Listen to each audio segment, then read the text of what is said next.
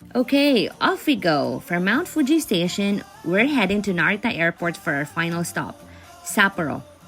This was the main reason we took this 14-day winter trip, the Ice World Festival in Sapporo. We're super excited. We caught the first trip at 5:15 a.m. and from there we had to transfer through three different trains and it took us about 4 hours to get to Narita. On our first train, we were the only passengers since it was the earliest trip. You see, my husband wasn't in the best mood though. He's a stickler for time. But hey, we made it and the adventure continued. So as mentioned earlier, the trip from Mount Fuji Station to Narita Airport takes about 4 hours. But it can vary depending on your starting point, of course. Google Maps was a lifesaver for us. It gave us all of the details we needed from fares, train stations, platform numbers, and even schedules. It was super accurate and very helpful. If you're planning this trip, expect to spend around 9,000 to 12,000 yen for the whole journey. Next, we took the Skyliner from Tokyo to Narita Airport, and this requires a separate ticket. You can't use your IC card for this one. It's a bullet train though, so the best part is that it only takes about 30 to 45 minutes to get to the airport.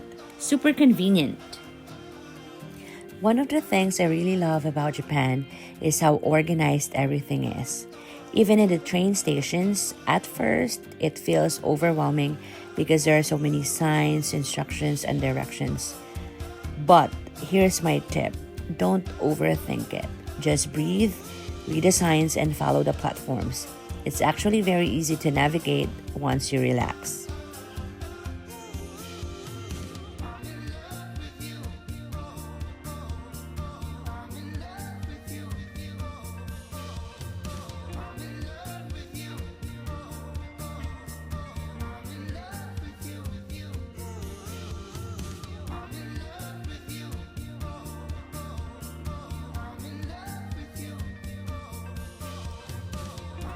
Along the way, you won't see many buildings.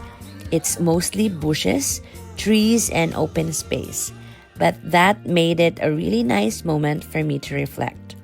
To be honest, during the trip, my husband and I were both so particular about time, rushing here and there, managing little mood swings along the way.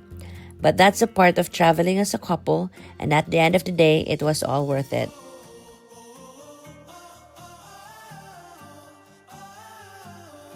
Once we got to Narita, we had to transfer to Terminal 3 for our domestic flight. And wow, it was a long walk. I mean, long. If you're running late, be ready for a sprint. Luckily, we only had light luggage since we already sent our big bags ahead to the hotel. That made things so much easier. And the best part? The walk was lined with Pokemon characters, which made the whole trek way more fun. When we finally arrived at Terminal 3, the check-in counters weren't open yet, which actually worked in our favor. It was a win because we got there early and had time to relax. It was a little warm inside too, which meant our bodies were already adjusting to the winter weather outside. You can also grab a bite because there is a food court available and they have lots of food options in there. Then off we went, boarding our flight to Sapporo.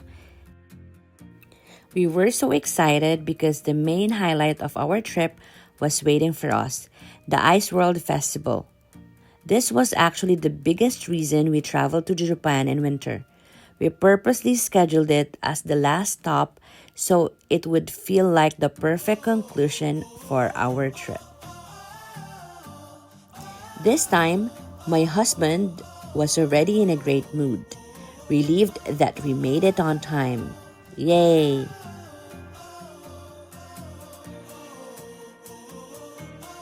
We stayed for about 4 days and 3 nights in Sapporo, but here's the plot twist. We canceled all of our planned tours. Instead, We chose to just slow down and enjoy at our own pace. And honestly, as you get older, you realize that sometimes the best trips aren't the busiest ones.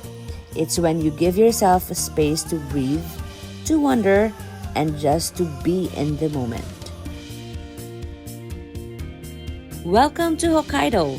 Did you know that before 1869, it was known as Ezo and was mainly home to the indigenous Ainu people?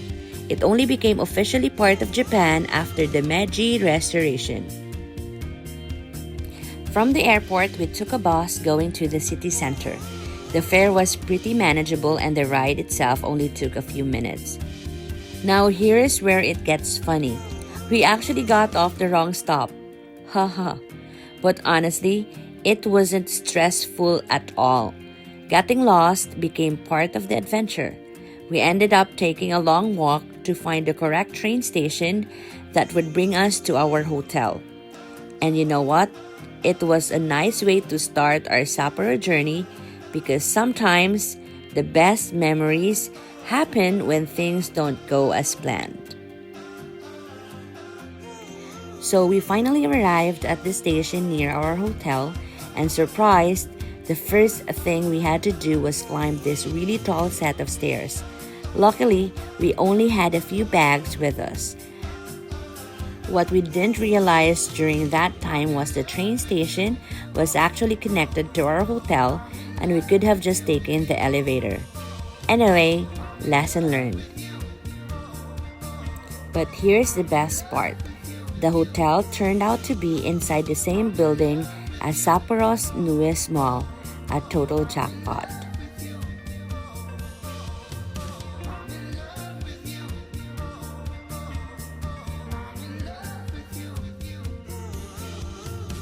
So here is a travel hack tip.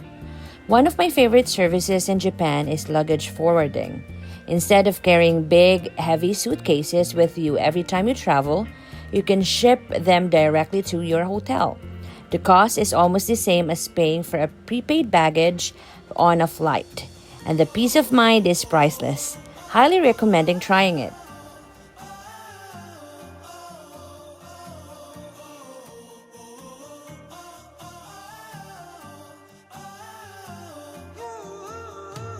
Our room had a really decent amount of space, enough for our luggage and still comfortable to move around. And of course, one thing I always love in Japan, the restrooms. They never disappoint. So this is the mall I was talking about. It's literally connected to the hotel just on the third or fourth floor. Super convenient and you can just step outside, relax, and enjoy the space. We also had a great view from our window. The hotel was a little outside the city center, but honestly, it was worth it for the comfort and the experience. And that's the beauty of travel. It's not just about the places you see, it's also the pace you set and the memories you create along the way. Sometimes the best itinerary is simply letting the journey unfold. Check out my other vlog for the other things we did in Sapporo. Adios!